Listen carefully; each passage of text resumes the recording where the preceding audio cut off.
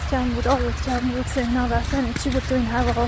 بیایم بریم سمینار محمد رضا و فائزه. بچه‌های قدیمی میدونن محمد رضا و فائزه مدرسای اینستای من هستن که باشون رفیق شدم. برای همین سمینارشون هم 3 تا کاپ کیک آماده کردم تا براشون ببرم، اما حس کردم یه جای کار من نشد. جعبه پیدا کردم. شکلاتیه. کاپ کیک آقای فتووتی رو هم جدا آماده کردم، بسته‌بندی کردم و نمیدونیم وقتی بهش تحویل دادم چقدر ذوق کرده. راه افتادم به سمت هتل و وارد سمینار شدیم. فوق‌العاده جذاب بود، کلی چیز جدید یاد گرفتیم.